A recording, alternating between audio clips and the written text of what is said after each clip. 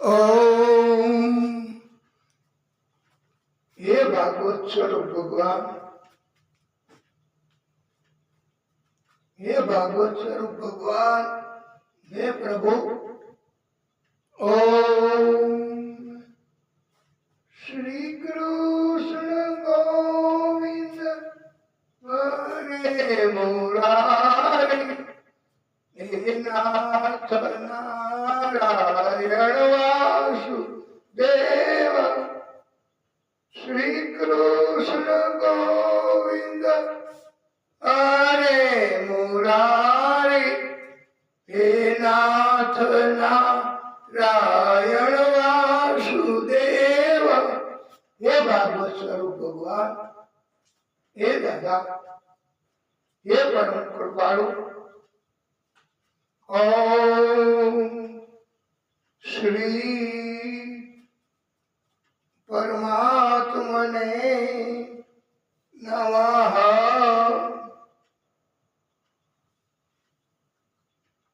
हे नाथ नारायण वासुदेव, हे नाथ नारायण वासुदेव।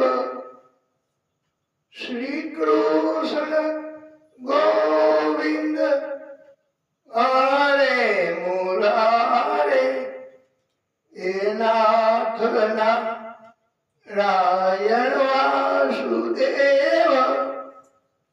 श्री कृष्ण गोविंद हरे मुरारी, हे नाथ नारायण वासुदेव। हे नाथ नारायण वासुदेव, हे नाथ नारायण वासुदेव।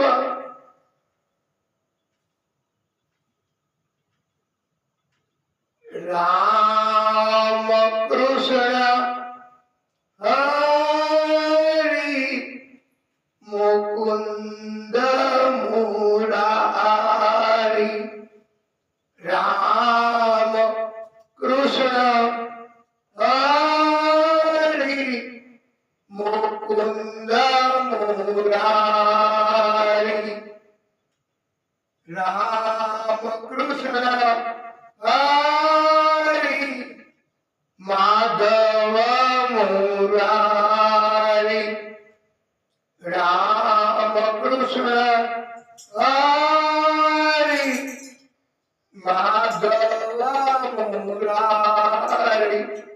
बोला भक्तों, वैष्णव,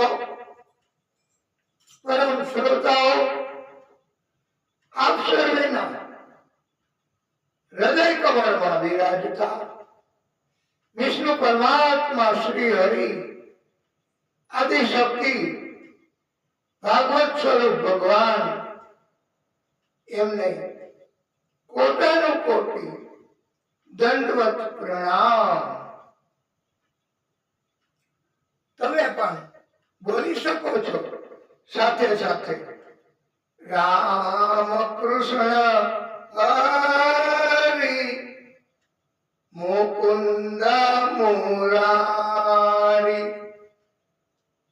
राम कृष्ण हरि माधव मुरारी, पांडुरंग पांडुरंग पांडुरंग हरि, पांडुरंग पांडुरंग पांडुरंग हरि, पांडुरंग पांडुरंग पांडुरंग हरि, राम कृष्ण हरि मुकुंद मुरारी, राम कृष्ण हरि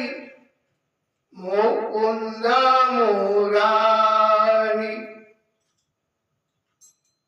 पांडुरंग पांडुरंग पांडुरंग हरि राम कृष्ण हरि मुकुंद मुरारी राम कृष्ण हरि मुकुंद मुरारी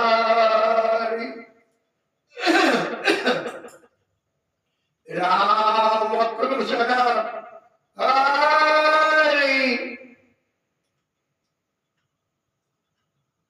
माधव मुरारी राम कृष्ण हरि माधव मुरारी गोविंद चले आओ गोपाल चले आओ गोविंद चले आओ गोपाल चले आओ मुरली मनोहर श्याम नंदलाल चले आओ मुरली मनोहर श्याम नंदलाल चले आओ गोविंद चले आओ गोपाल चले आओ गोविंद चले आओ गोपाल चले आओ मुरली मनोहर श्याम नंदलाल चले आओ गोविंद चले आओ गोपाल चले आओ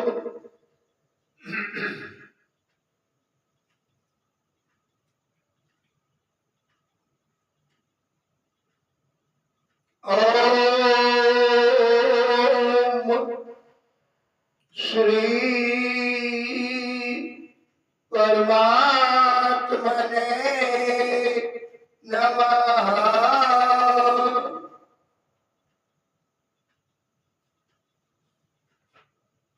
नमः तस्मै भगवते व्यासाय मीत तेजसे पपुः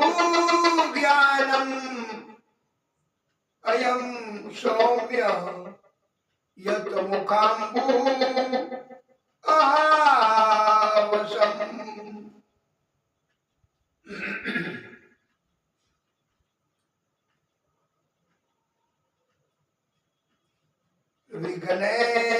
विघ्नेश्वराय वरदाय सुरप्रियाय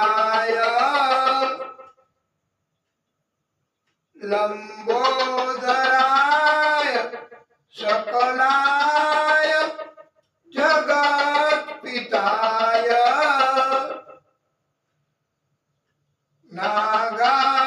नागाननाय शुचि यज्ञ विभोक्सुताय गौरी सुताय गणनाथ नमो नमस्ते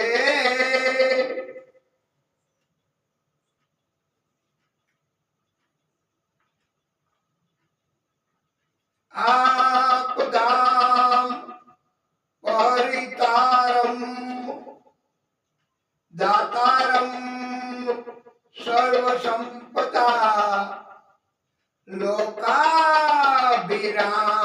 लोकाभिरामम् भूयो जियो श्रीराम श्रीरामम् रामाय रामभद्राय रामचंद्राय वेधसे रघुनाथ नाथाय सीतापतये नमः।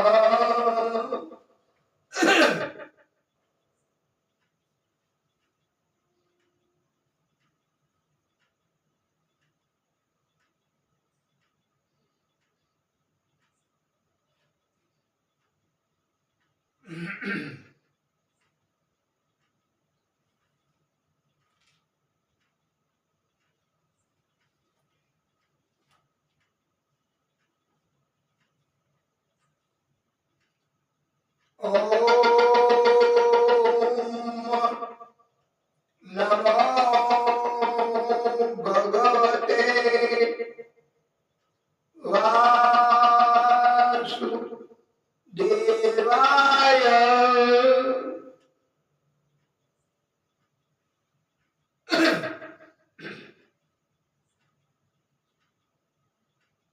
આપણે આ દિવ્ય કથા આજે તો સોમવાર સોમવતી અમાસ મહાદેવજીનો વાર સોમવારથી શરૂ થયું, સોમવારે પૂરું થયું, આજે અમાસ. પણ આપણે આજે આ કથા એ પૂરી તો આજે નહીં કરી શકાય. આવતીકાલે આપણે અમાસ કરીશું અને આવતીકાલે પણ આપણે કથા કરવાની છે. માટે આજે અમાસ અને બધા હવે મહિનો પૂરો એમ ભલે, પણ આપણે તો આપણી રીતે આ આવતીકાલે આપણે કથા પૂર્ણ કરીશું. આપણે આજે મહાદેવજીને રાજી કરવા અને આદ્ય શક્તિ નવદુર્ગા અંબા વાઘેશ્વરીની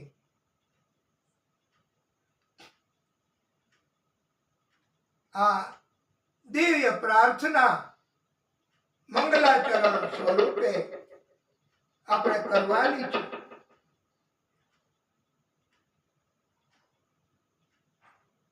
પ્રથમ પૂજુ પાર્વતી નંદન દ્યો સદબુદ્ધિ ના દાન. જય જગદંબા જય મા ભવાની અર્પો એનું ધ્યાન. ઓ મૈયા મૈયા અર્પો એનું ધ્યાન. શિવ બ્રહ્માને વિષ્ણુ ગાય નારદ નમન કરે. શિવ બ્રહ્માને વિષ્ણુ ગાય નારદ નમન કરે. તુજ લીલાના પાર ન આવે ભક્તો સ્મરણ કરે.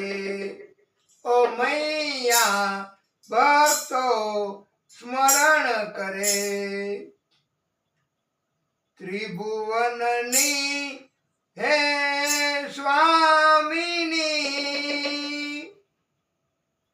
ત્રિભુવનની હે સ્વામિની તું નવ દુર્ગા અંબા વાઘેશ્વરી રૂપ. ભવ ભય હારિણી તું ભવાની સુખદાયી સ્વરૂપ. ओ मैया तू सुखदाई स्वरूप प्रथम तमे शैलपुत्री छो माड़ी द्वितीय छो ब्रह्मचारिणी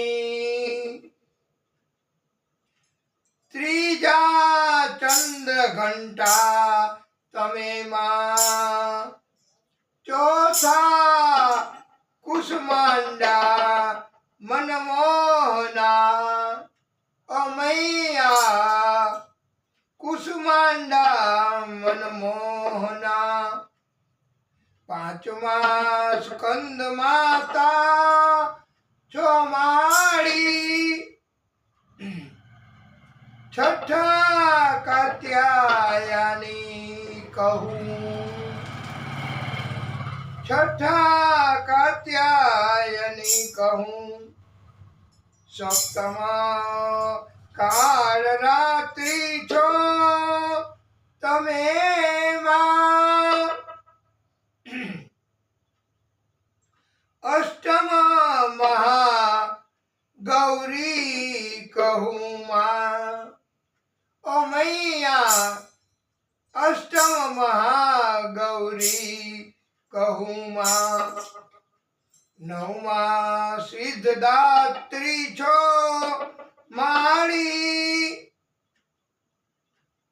ब्रह्माजीए वदी रहिया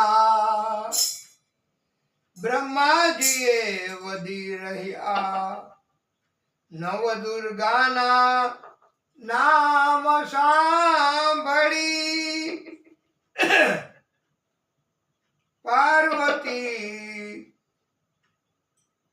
मंद मंद हसी रहिया ओ मां पार्वती मंद मंद हसी रहिया भक्ति भावे स्मरण करूं मानव दुर्गा मां अंबा मां वागेश्वरी मातानु तव रक्षानु कवच हूँ मांगू हे जग जननी मातनु ओ मैया हे जग जननी मातनु सर्व देवो मां तेज प्रगटी विशुद्ध शक्ति स्वरूप अष्टभुजाड़ी मां भवानी देती दर्शन खूब ओ मैया देती दर्शन खूब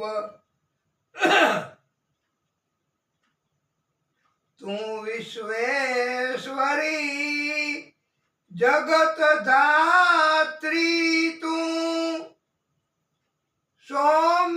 सौम्यतारू रूप तू महामाया जगदीश्वरनी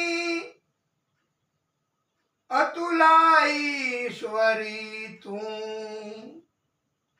ओ मैया अतुलाईश्वरी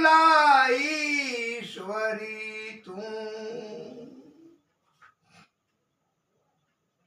प्रथम पूजू श्री पार्वती नंदन दियो सद्बुद्धि ना दान ए दियो सद्बुद्धि ना दान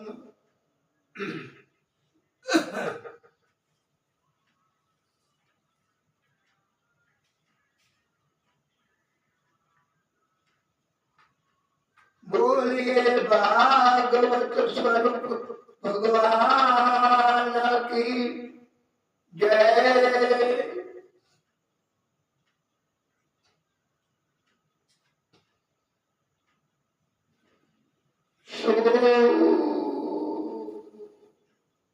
હે પરમાત્મા, હે પરમ કૃપાળુ,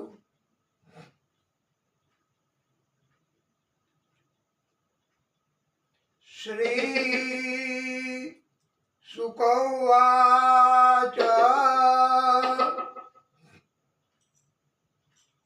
તેષાં નવ નવ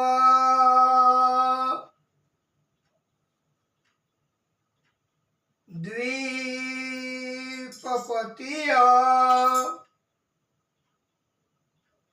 અસ્ય સમન્નતતઃ કર્મતંત્ર પ્રણેતાર એકાશીતિઃ દ્વિજાતય.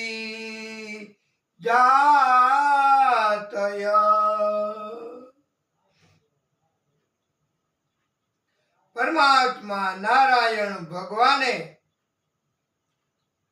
વૃષભદેવ તરીકે અવતાર ધારણ કર્યો હતો, પ્રાગટ્ય કર્યું હતું. આ વૃષભદેવજીને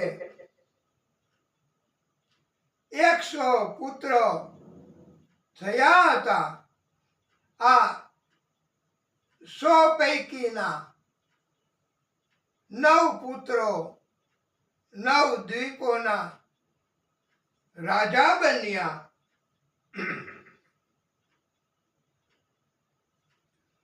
આ 9 દ્વીપોમાં ભારતની આજુબાજુ ફેલાયેલા વિસ્તાર પામેલા હતા.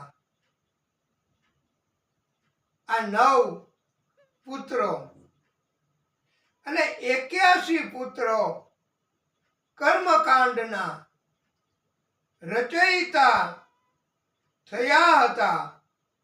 એટલે કે 81 પુત્રો અગ્નિહોત્રી બ્રાહ્મણો થયા હતા.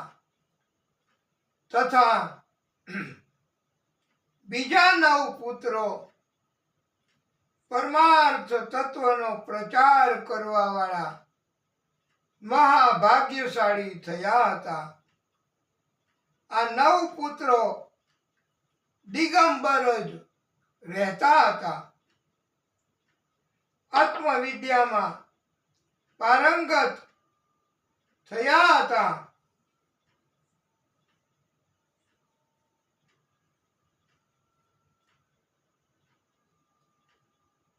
મહાભાગ્યશાળી.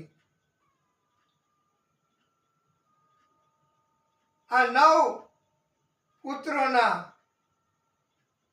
નામ ભાગવતમાં લખ્યા છે. કવિ, હરિ, અંતરિક્ષ, પ્રબુદ્ધ, પીપલાયન, આવિર્હોત્ર, દ્રુમિલ, ચમસ, કરભાજક. આ 9 સંન્યાસીઓ આત્મ ભાવ રાખીને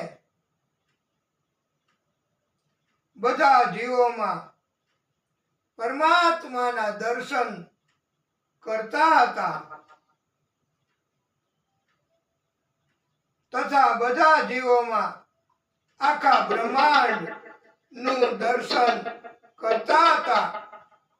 આવા સદગુણ તથા ઉત્તમ અભિગમ એના કારણથી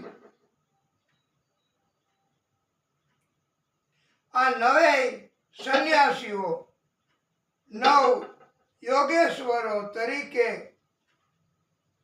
ઓળખાતા હતા.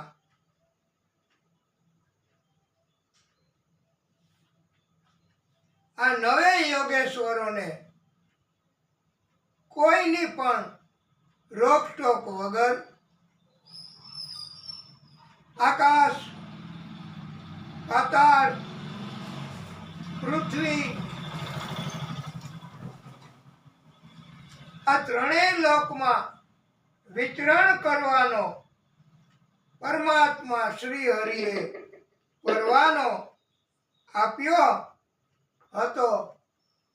આ કારણથી આ નવે યોગેશ્વરો આખા બ્રહ્માંડમાં બધે ભ્રમણ કરે છે તથા બધા જીવોને જ્ઞાન આપે છે, ઉપદેશ આપે છે. તો એકદા નિમેહી સત્રમુપ જંગમૂર્ય દચ્છયા વિતાયમાન ઋષિભિઃ અજનાભે મહાત્મનઃ. એકવાર આ નવ યોગેશ્વરો અજનાભ ખંડમાં ભારત દેશમાં નિમિ રાજાના રાજ્યમાં આવી પહોંચ્યા. આ સમયે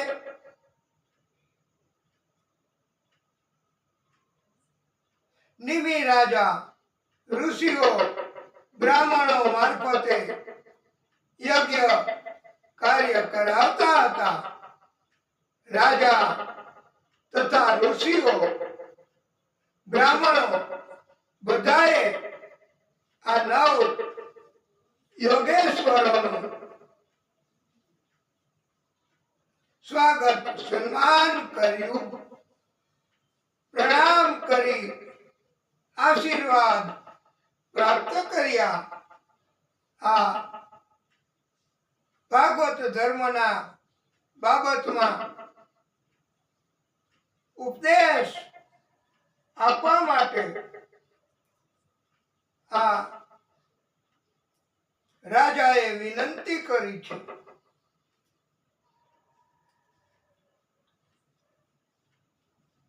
સુખદેવ પ્રભુ પરીક્ષિતજીને તથા દ્વારિકામાં આ નવ યોગેશ્વરો એટલે ભાગવત ધર્મની કથા કરી છે. આ કથા એટલે નવ યોગેશ્વરોએ નિમિ રાજા ઋષિઓ એને કહી એ કથા.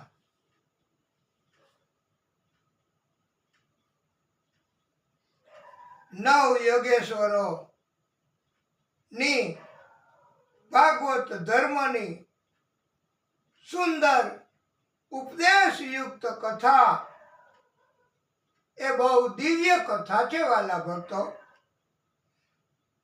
આપણે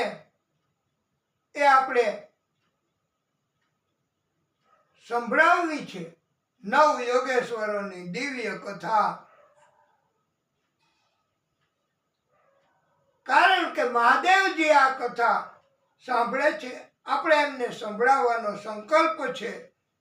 તો દિવ્ય કથા, વિસ્તૃત કથા તો આપણે કેવી જ છે.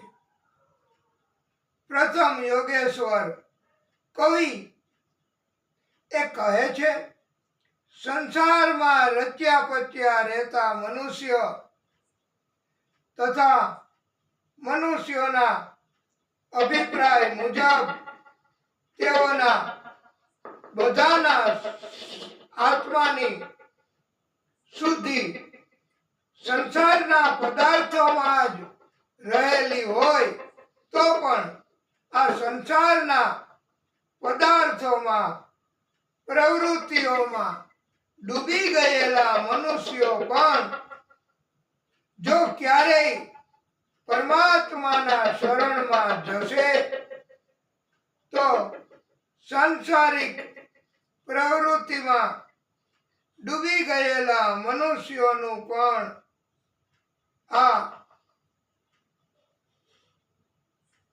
એનું અજ્ઞાન પ્રભુ પરમાત્મા નાશ કરશે. તેને પણ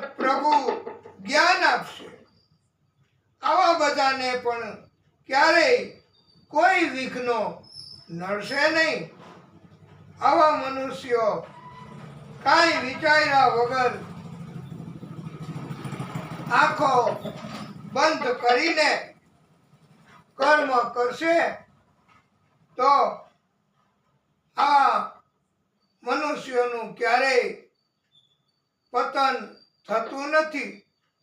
આવા મનુષ્યોના વિધિ વિધાનની ખામી હશે તો પણ આવા મનુષ્યોને કર્મ કર્યાનું ફળ ચોક્કસ મળશે. એટલે વાલા ભક્તો, આ વિધિ કે કર્મમાં ક્ષતિ એ પણ માફી છે અને ફળ તો ચોક્કસ મળે જ છે. એટલે વિધિ કે એનું બહુ મહત્વ નથી વાલા ભક્તો. કર્મનું મહત્વ છે. કર્મ કર્યાનું ફળ ચોક્કસ મળે છે. વાલા ભક્તો, કળિયુગમાં સ્વાર્થી લોકો વિધિ વિધાન મુજબના કર્મો ફળ નહીં આપે એવો ભય સમાજમાં ઊભો કરે છે.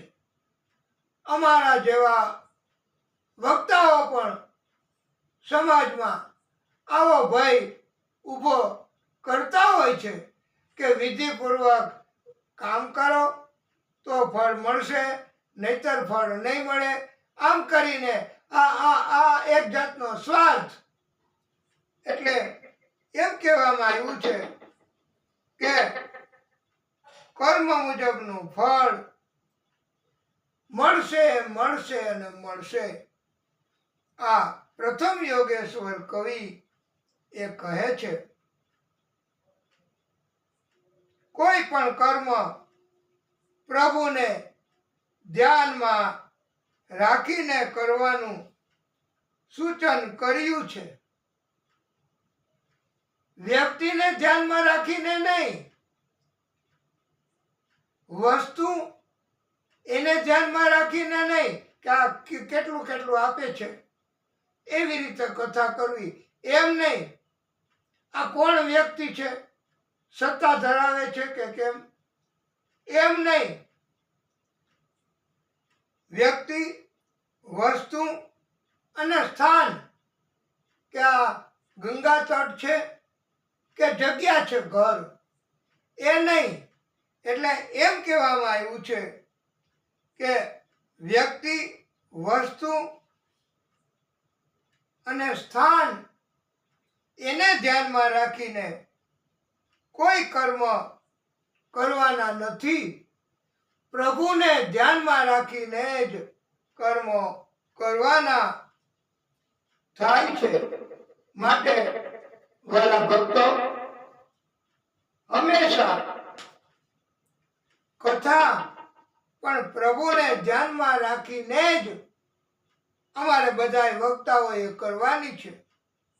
વ્યક્તિ, વસ્તુ, જગ્યાને નહીં, યજમાનને નહીં, દક્ષિણા એને નહીં, કથામાં ખામી નહીં રાખવાની.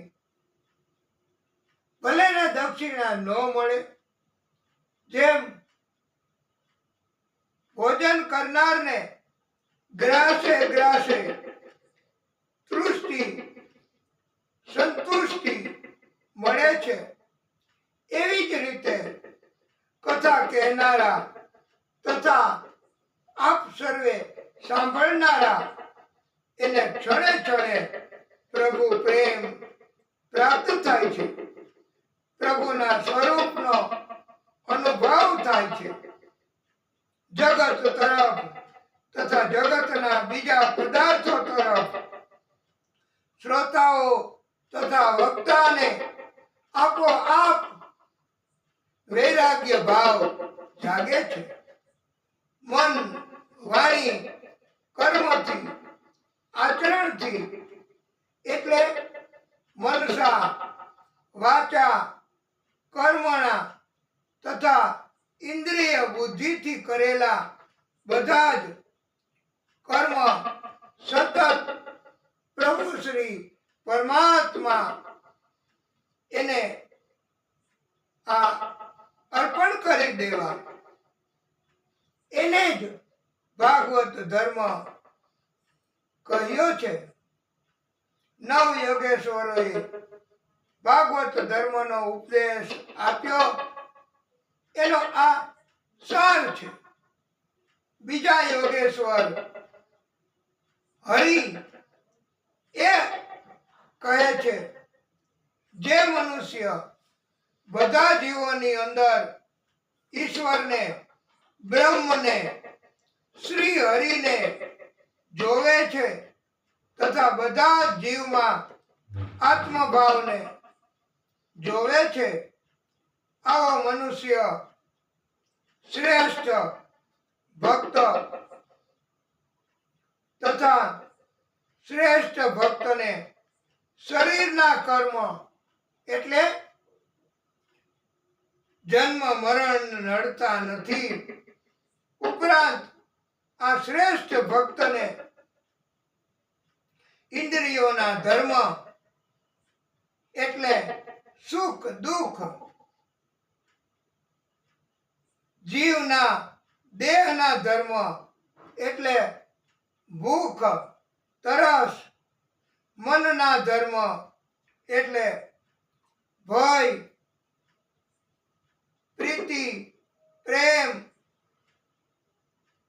બુદ્ધિના ધર્મ એટલે તૃષ્ણા લાલસા એ પણ નડતા નથી.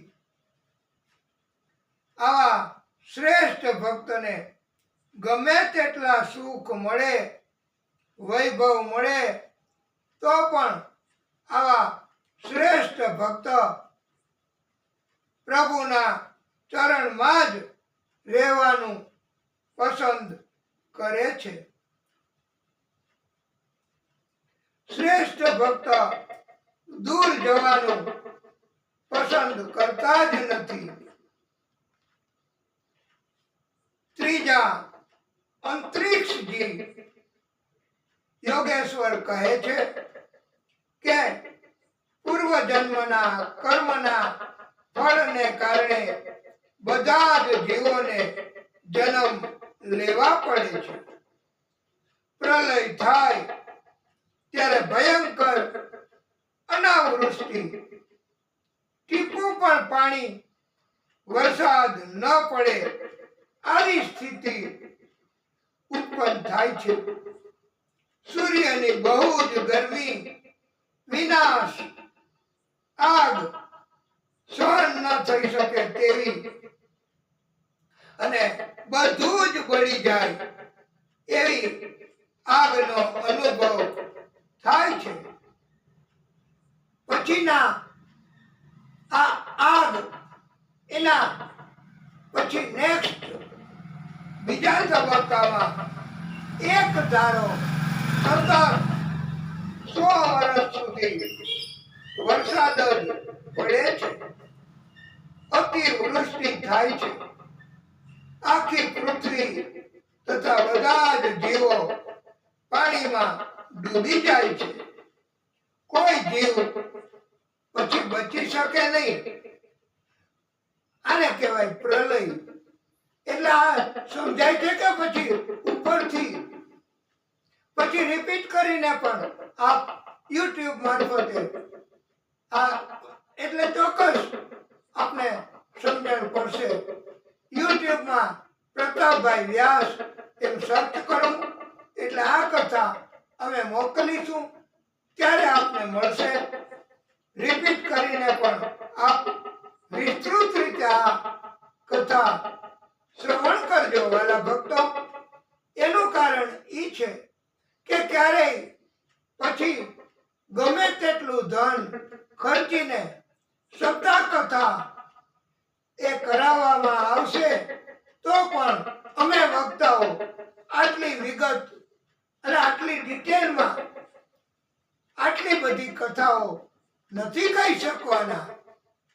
એનું કારણ કે આ કથા તો સ્પેશિયલ મહાદેવજીને સ્મરણ શ્રવણ કરાવવી છે વાલા ભક્તો. એટલે આ કથાનું ઘણું મહત્વ. મહાદેવજી એને તો કથા તરફ અતિ પ્રેમ છે.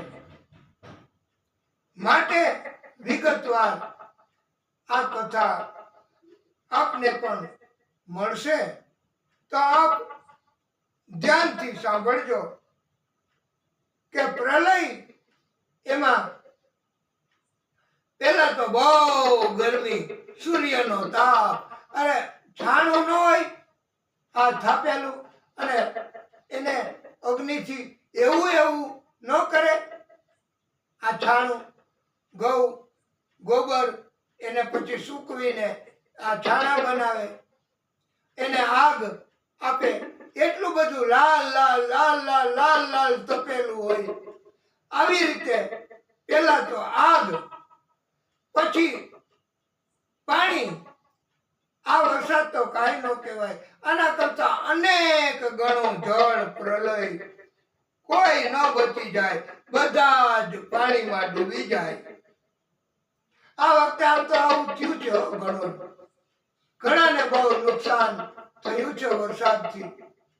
અને બધું જ આપણે પણ અહીંયા આ પાણીના કારણથી ઉપરથી તો આના કારણથી બધું જ આપણું પણ પાણીમાં આ ડૂબી ગયું, નાશ થઈ ગયો એમ કહેશો તોય ચાલશે. પણ પ્રભુ છે કૃપા કરનારા. અસીમ કૃપા તો ઈ કહેવાય છે કે આપણે કથામાં એક દિવસ પણ રજા નથી રાખવી પડી. ઈ જ આ મહાદેવજીની કૃપા કહેવાય છે.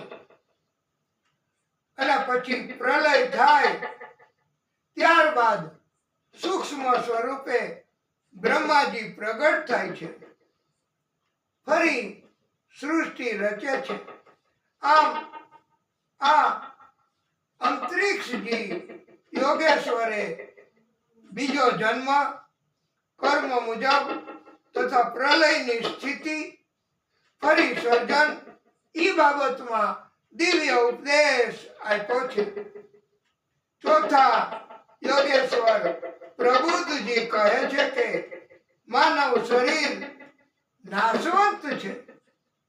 કર્મ પ્રમાણે માનવ દેહ મળે છે. આપણે બધાને પ્રભાવશાળી શરીર જ જોઈતું હોય છે. વ્યક્તિત્વ બહુ સરસ એવું શરીર જ જોઈ છે. પણ કર્મ મુજબ શરીર મળે છે વાલા ભક્તો. બધાને એવું સુંદર દેખાવ, બધાને એવા શરીર નથી મળતા. કર્મ કરવા, શુદ્ધ કર્મ કરવા, જો આપણે પ્રતિભાશાળી શરીર જોઈતું હોય તો પરલોક મળે તો પણ એ નાશવંત છે વાલા ભક્તો. બધા જીવોએ શુદ્ધ કર્મો કરવા, તપ કાર્યો કરવા, ભાગવત સ્વરૂપ ભગવાનનું ચિંતન કરવું, નામ સતત જપવું. ભાગવત ગીતામાં કહ્યું છે કે જીવ પ્રભુના શરણમાં આવે એને માયાની કોઈ વિપરીત અસર થતી નથી વાલા ભક્તો.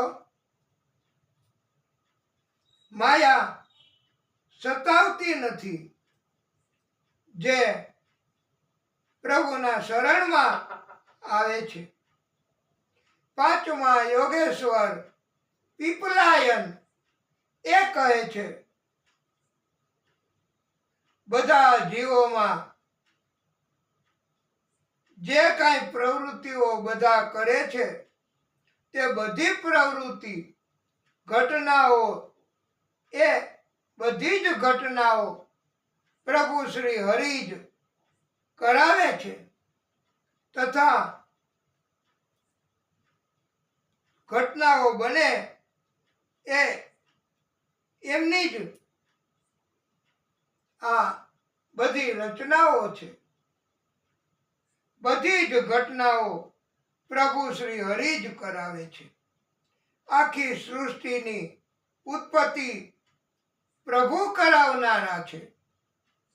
પરિવર્તન થનારી બધી જ વસ્તુની જાણકારી રાખનારો તથા ભૂત, ભવિષ્ય, વર્તમાન ત્રણેય સ્થિતિને જાણવા વાળો આત્મા આ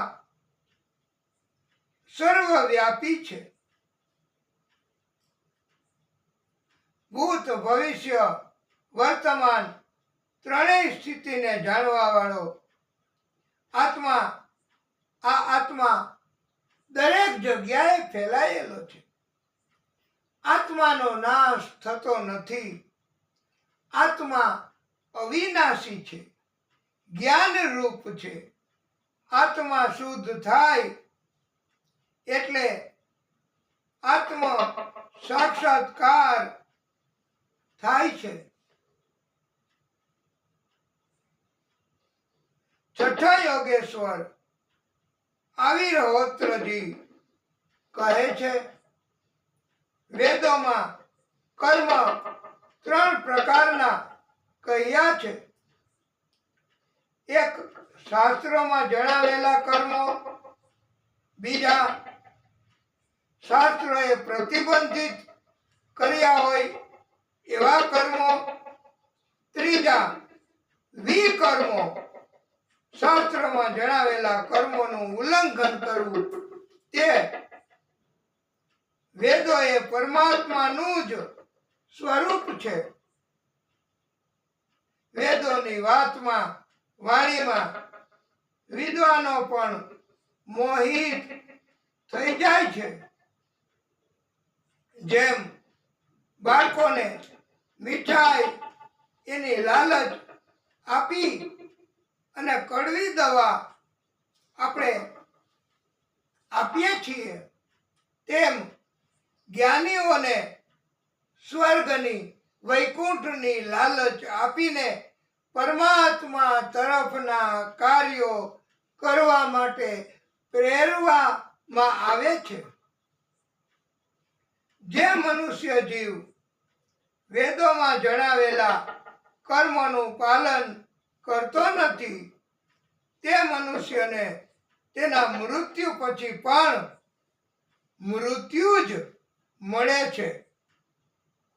આ મનુષ્ય જીવને પાછો અધમ પ્રકારની યોનિમાં જન્મ લેવો પડે છે.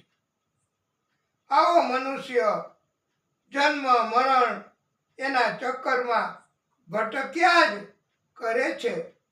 વાલા ભક્તો, આવો મનુષ્ય એને ભટકવું પડે. તથા જે મનુષ્ય નિષ્કામ કર્મ કરે તે મનુષ્યને દિવ્ય જ્ઞાન પ્રાપ્ત થાય છે. પૂજા કરવાના કર્મો, ઉપાસના કરવાના કર્મો, મંત્રો કરવાના કર્મો તથા પ્રસાદ કરવાના કર્મો, આવા બધા કર્મોને માંત્રિક કર્મો કહેવાય છે. વાલા ભક્તો, કેવડો એક પ્રકારનું ફૂલ છે.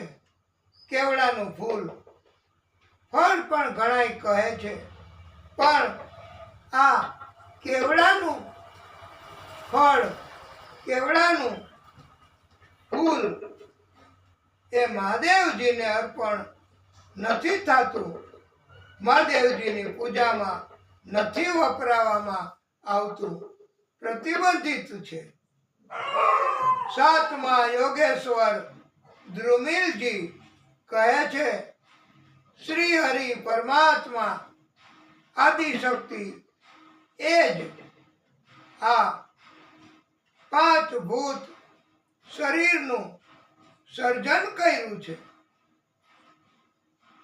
તથા શરીરમાંથી આખા બ્રહ્માંડની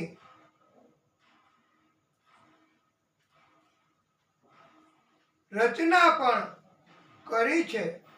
માનવ શરીરમાં આ આદિશક્તિ પરમાત્મા શ્રી હરિએ પોતાનો અંશ મૂક્યો છે.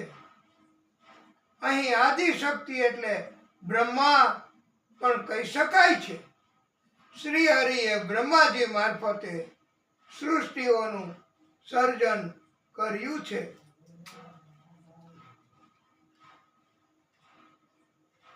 જો પુરુષમાં રજોગુણ હોય તે પુરુષ વિષ્ણુ રૂપ છે અને જે પુરુષમાં તમો ગુણ હોય તો તે પુરુષ મહાદેવ રૂપ કહેવાય છે.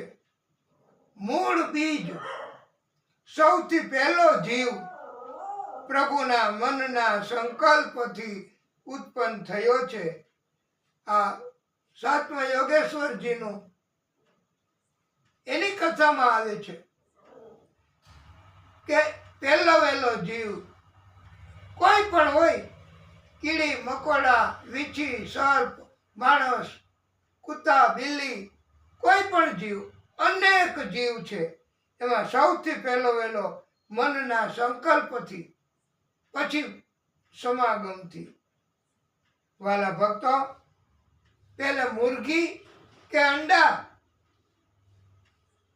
उसका ये उत्तर सातवां योगेश्वर द्रुमिल जी ने बताया है. उत्पत्ति, संहार, मेंटेनेंस आ त्रण कार्यों आम तो एक ज शक्ति करे छे. आदि शक्ति एक ज छे. ये अलग अलग रूप, अलग अलग स्वरूप लई अने एक ज आदि शक्ति ए तमाम कार्यों कर्मों करे छे.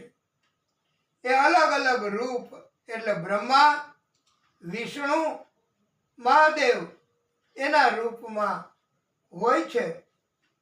आठमा योगेश्वर चमस ऋषि कहे छे, प्रभु श्री हरिए बधा ज जीवोना गुण तथा कर्म एने ध्यान में लईने आखी सृष्टिनी रचना करी छे. आखी सृष्टि में 4 वर्णनी रचना करी छे. आ आठमा योगेश्वरे वर्णाश्रम धर्म एनी कथा संभळावी छे. ब्राह्मण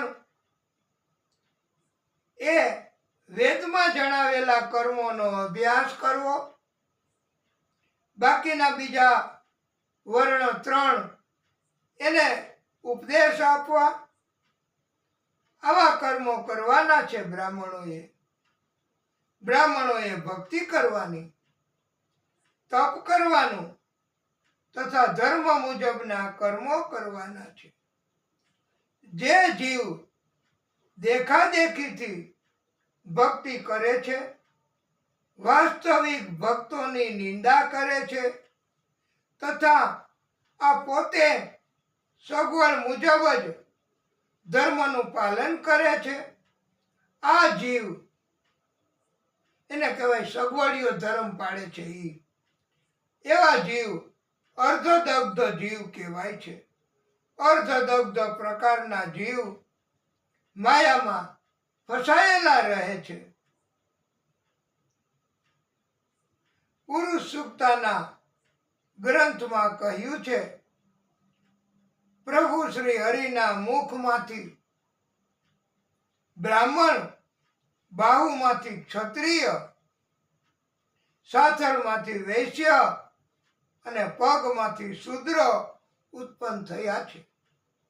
આ પુરુષ સૂક્તા નામના ગ્રંથમાં હૃદયને બ્રહ્મચર્યાશ્રમ, આ હૃદયને બ્રહ્મચર્યાશ્રમ, મસ્તકને સંન્યાસ્તાશ્રમ, છાતીને વાનપ્રસ્થાશ્રમ, જાગને ગ્રહસ્થ આશ્રમ એની સાથે સરખાવ્યા છે.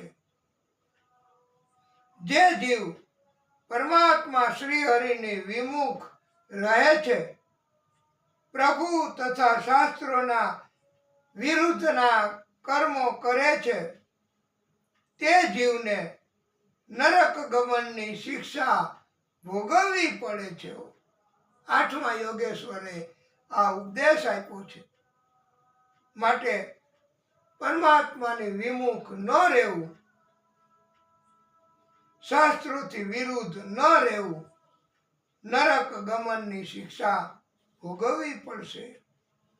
બધા જ જીવોએ પોતાને પરમાત્મામય બનાવી દેવા, ધ્યાનપૂર્વક પરમાત્માની પ્રતિમા મૂર્તિનું પૂજન કરે છે, તથા જે જીવ અગ્નિ, સૂર્ય, જળ,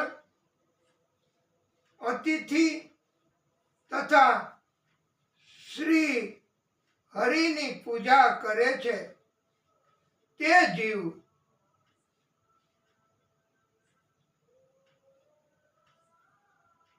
પોતાના અજ્ઞાનને દૂર કરવા ઈચ્છે છે.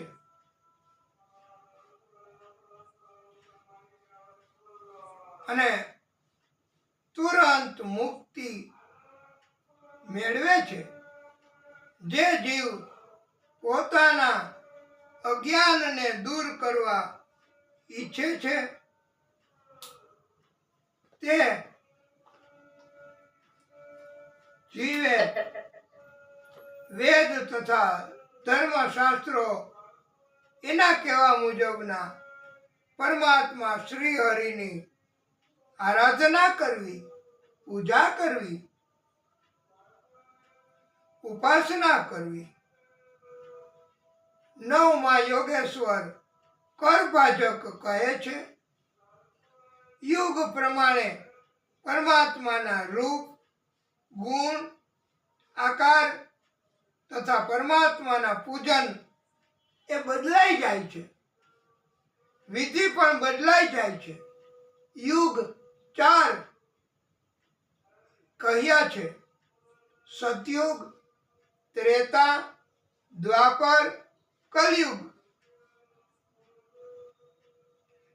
સ્વરૂપ, નામ અને પૂજાનો વિધિ અલગ અલગ યુગમાં અલગ અલગ સમજાયો છે.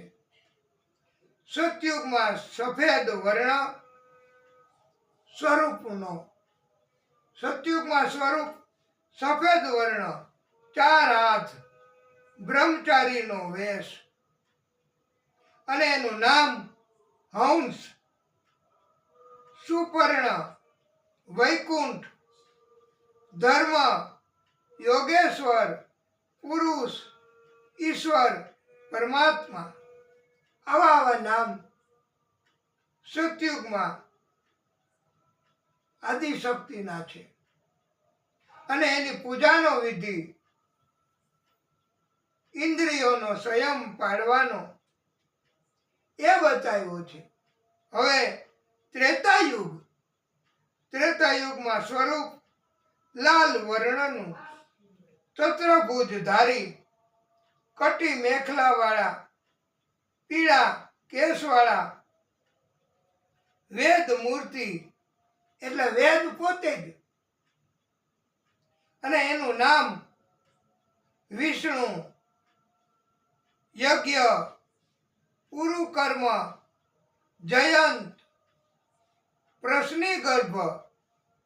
આવા નામ ત્રેતાયુગમાં. અને એને પૂજાનો વિધિ વેદોમાં જણાવેલા કર્મો કરીને તથા શ્લોકો, મંત્ર મારફતે પૂજા વિધિ કરવાની બતાવી છે. દ્વાપર યુગમાં શ્યામ વર્ણના આ સ્વરૂપ બતાવ્યા, પીળા વસ્ત્રો વાળા, ચક્ર આયુધ વાળા. આ પરમાત્મા આદિશક્તિનું સ્વરૂપ દ્વાપર યુગમાં બતાવ્યું. નામ વાસુદેવ, કૃષ્ણ, શંકરષણ, પ્રદ્યુમનજી, અનિરુદ્ધ, આવા નામ પણ બતાવ્યા છે વાલા ભક્તો. એટલે એની પૂજાનો વિધિ વૈદિક રીતે તથા તાંત્રિક રીતે તથા પ્રાર્થના કરીને પૂજા કરવી એવો વિધિ બતાવ્યો છે આ દ્વાપર યુગમાં. અને વાલા ભક્તો, કલિયુગમાં આ અત્યારે ચાલુ છે એ કલિયુગ. આ અગાઉની આટલી કથામાં આ પહેલાથી જ આવું આ કથામાં વિદ્વાનોએ કહ્યું છે. કલિયુગમાં સ્વરૂપ શ્યામ વર્ણનું, ઉજ્જવળ અંગવાળા, અસ્ત્રધારી. આ યુગમાં કોઈ ચોક્કસ, કળિયુગમાં કોઈ ચોક્કસ નામ નથી આપ્યું કે કોણ શું નામથી પૂજા કરવી. પ્રભુના નામ, સંકીર્તન, ભક્તિના કર્મો કરવા અને એની પૂજા વિધિ કરવી. આ ચારેય યુગમાં પરમાત્મા પાર્ષદોથી ઘેરાયેલા રહે છે. જે મનુષ્ય દેવાદાર હોય એણે 5 પ્રકારના યજ્ઞો કરવા પડે છે. પણ જે મનુષ્ય પ્રભુના ભક્ત છે તેવા મનુષ્યએ કાંઈ કરવાની જરૂર નથી. આથી ભાગવતકારો કહે છે મનુષ્યોએ ભક્તિ કરવી એ સિવાય કાંઈ કરવાની જરૂર નથી. આ પ્રમાણે ઉપદેશ આપી 9 યોગેશ્વરો એ અંતર્ધ્યાન થયા.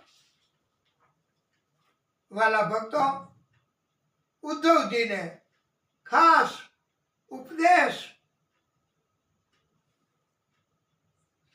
આપ્યો છે.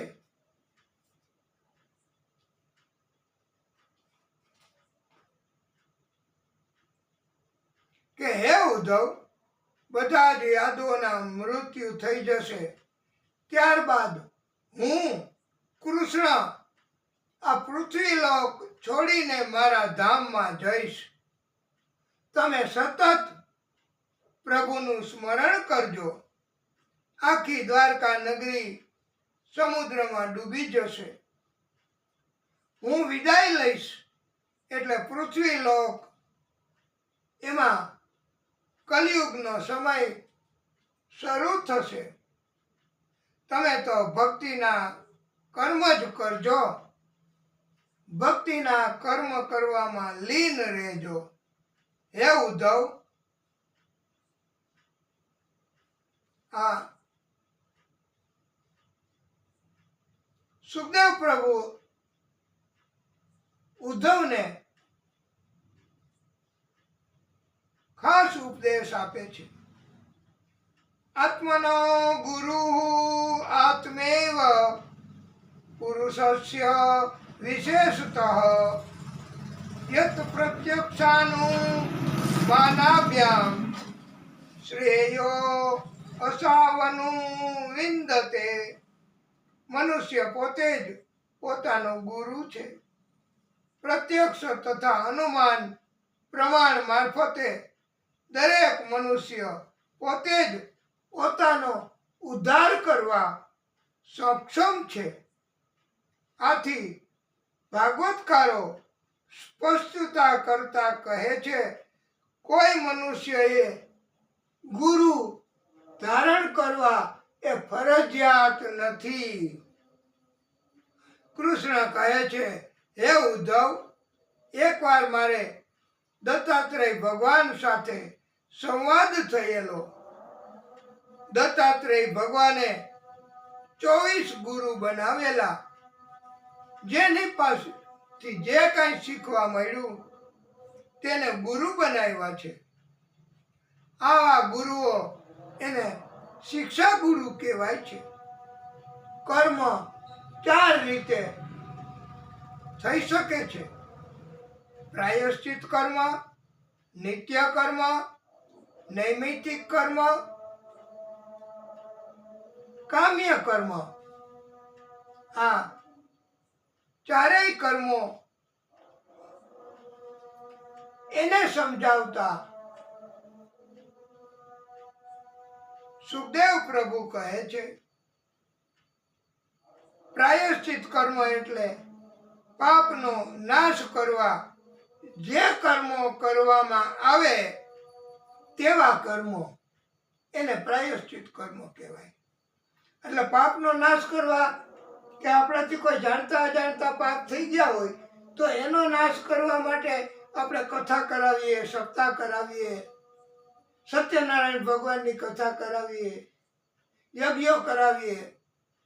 એ કર્મો છે એ પ્રાયશ્ચિત કર્મો કહેવાય. જો પાપનો નાશ કરવા માટે કરાવીએ તો નિત્ય કર્મ એટલે દરરોજ કરવામાં આવે એવા બધાય કર્મો. એ તો સહેલું થયું. નિત્ય કર્મ એટલે પૂજા કરવી, ખોરાક લેવો, સેવા કરવી, આરામ કરવો, અને નિત્ય કર્મો કહેવાય. નૈમિત્તિક કર્મ એટલે કોઈ પણ બાને કોઈ પણ કારણથી જે કર્મ કરવામાં આવે તે કથાના બાને આનંદ કરવો અને નૈમિત્તિક કર્મ કહેવાય. આનંદ કરવો તે નૈમિત્તિક કર્મ છે. કથા કરવી એ એક બાનું છે. આપણે પણ આ કથાના બાને મહાદેવજીની ભક્તિ અને મહાદેવજીની કૃપા, ભાગવત સ્વરૂપ ભગવાન એમની કૃપા આપણું જીવન ધન્ય બનાવે, આનંદ કરાવે જીવનમાં.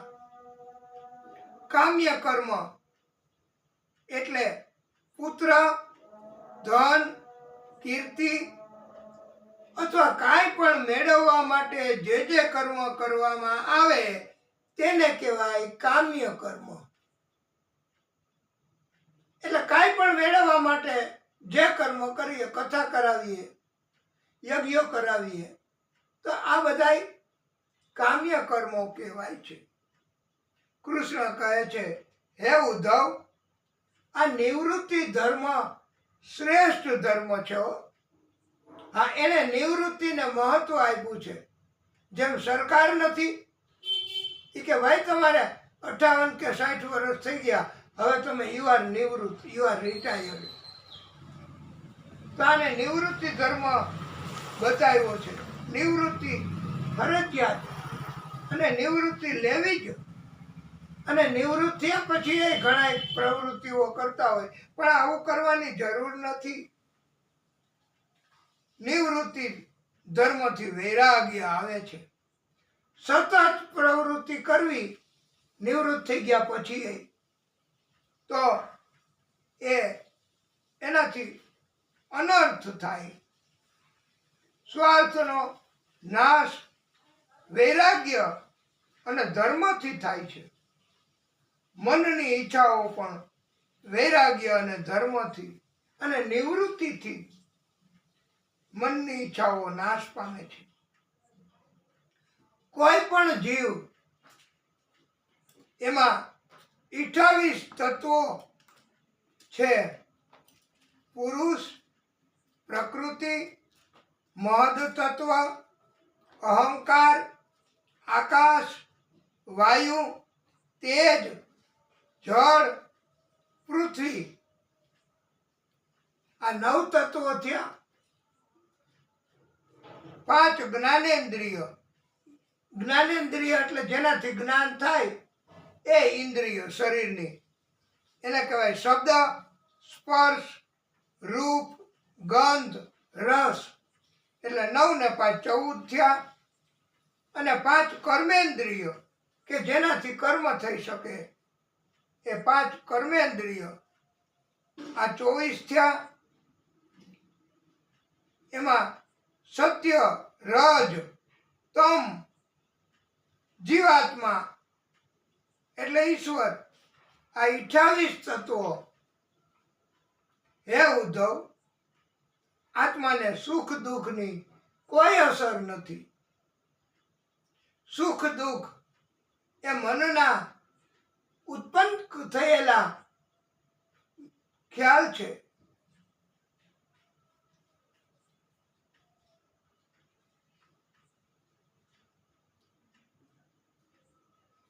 એકવાર બે વ્યક્તિઓને રસ્તામાં એક મણિ સુવર્ણનો વજનદાર સિક્કો એ દેખાયો. ચાલતા ચાલતા આગળ ચાલતા માણસે એ સિક્કો લઈ લીધો. મણિ અથવા સિક્કો એ આગળ હતો, એ માણસને લાભ થયો. એમ મનમાં વિચાર આવ્યો એટલે એને સુખ મળ્યું. પાછળ ચાલતા આવતા માણસને આ સિક્કો કે મણિ મનમાં એવો વિચાર આવ્યો કે મને લાભ મળતો અટકી ગયો. એને લાભ મળ્યો તો આ દુઃખ એને મળ્યું કહેવાય. પણ કાંઈ મેળવવાની ઈચ્છા જાગે અને એ મળી જાય પછી લાભ થયો, તેથી સુખ એ મનનો ખ્યાલ છે. સુખ કામ ચલાવ હોય છે. ત્રીજો એક એવો માણસ જેને મણિ કે સિક્કો એમાં કોઈ રસ નથી. સોનાનો સિક્કો હોય કે મણિ હોય, આવા એને કાંઈ જરૂર નથી એમાં. એટલે ધનમાં મિલકતમાં એમાંય એને કાંઈ સુખ નથી. ત્રીજાને કથા સાંભળવામાં રસ હોય છે, એટલે પાંડાલમાં બેસી અને કથા સાંભળે.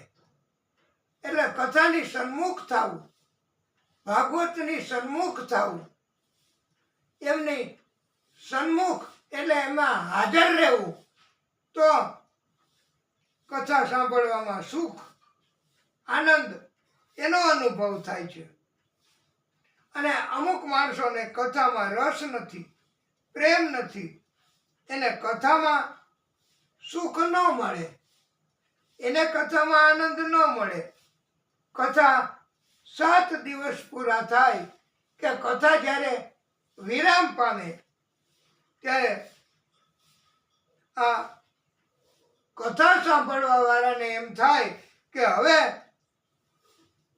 કથા નહીં મળે, તો એને કથા નહીં મળે એનું દુઃખ અસર કરે છે. અને જેને કથામાં રસ નથી એને કથા ન મળે તો એને એમાં કઈ દુઃખ નથી મળતું. હે ઉદ્ધવ, અહંકાર 3 પ્રકારના છે: વૈકારિક, તેજસ, તમસ. આ વૈકારિક અહંકાર મન તથા 10 ઇન્દ્રિયોથી ઉત્પન્ન થાય છે. ચંદ્ર, દિશા, વાયુ, સૂર્ય, વરુણ, અશ્વિની કુમાર, અગ્નિ, ઇન્દ્ર, ઉપેન્દ્ર, મિત્ર, બ્રહ્મા, આ 11.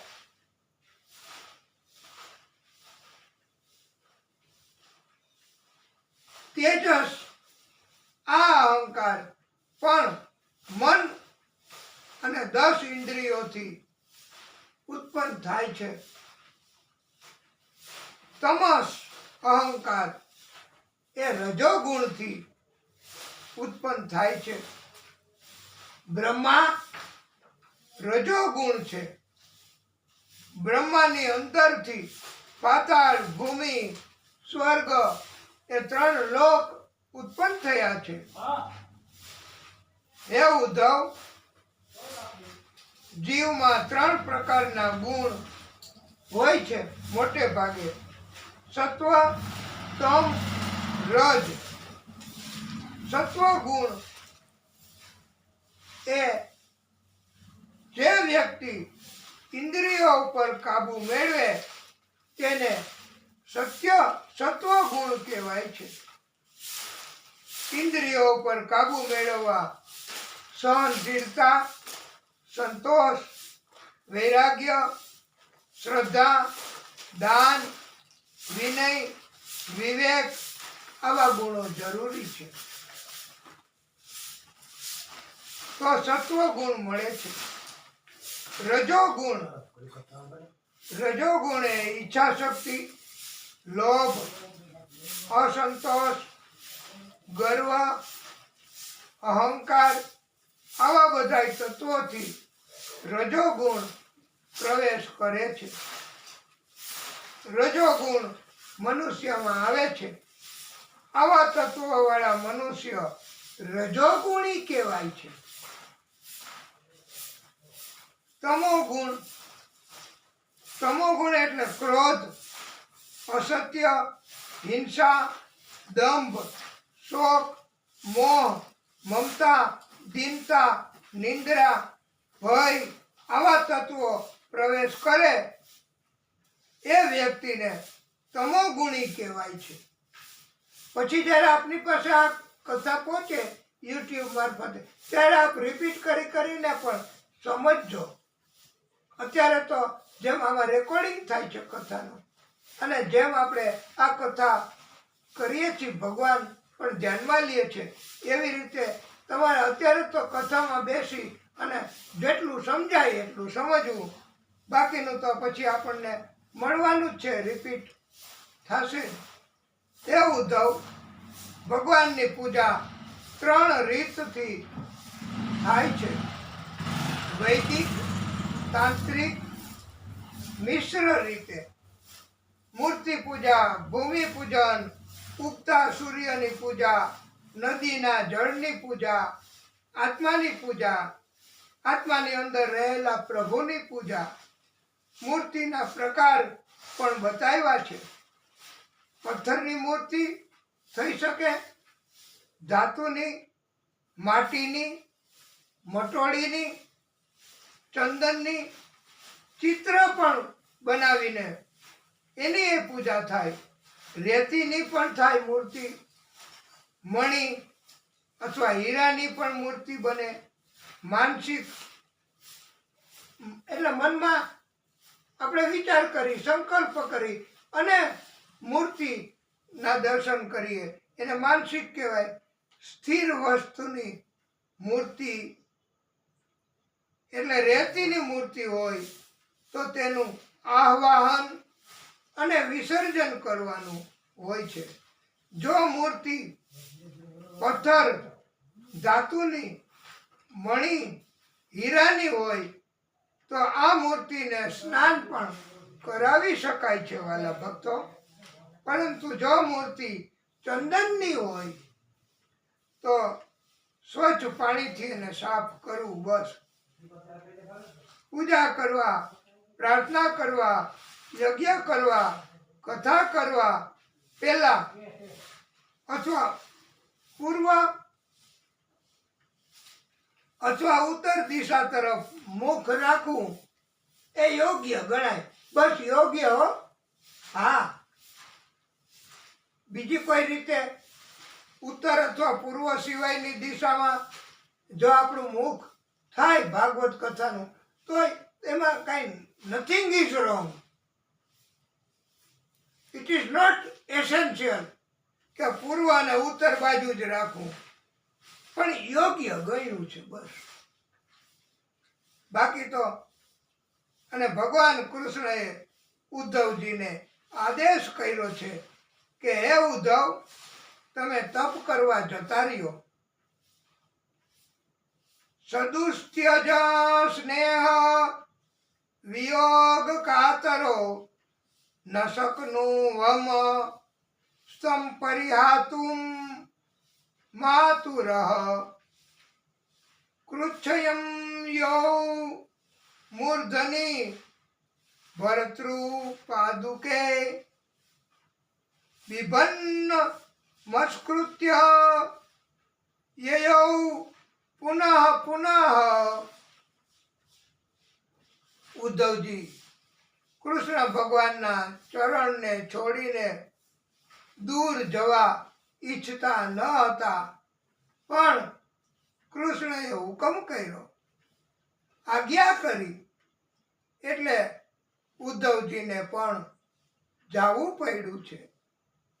ઉદ્ધવજી બેચેન થયા, ઉદ્ધવજીનું હૈયું ભારે થયું.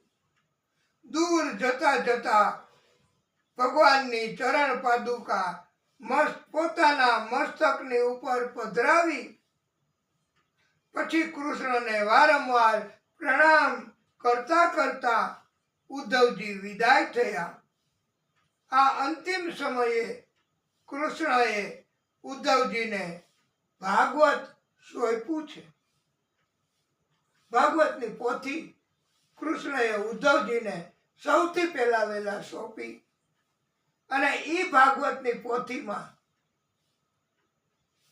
પોતાનું બધું જ તેજ, પોતાનું બધું જ શક્તિ, પોતાની બધી જ દિવ્યતા એ બધું એમાં પધરાવી દીધું છે. એટલે ભાગવતની અંદર કૃષ્ણમાં જે કાંઈ હતું, આદિશક્તિમાં જે કાંઈ હતું છે, એ બધું ભાગવતની પોથીમાં છે. માટે પોથીને મસ્તક ઉપર ધારણ કરવાની, માટે પોથીને પ્રણામ કરવાના અને કથામાં બેસવાનું. આ પોથીનું મહત્વ અતિ વધી ગયું છે.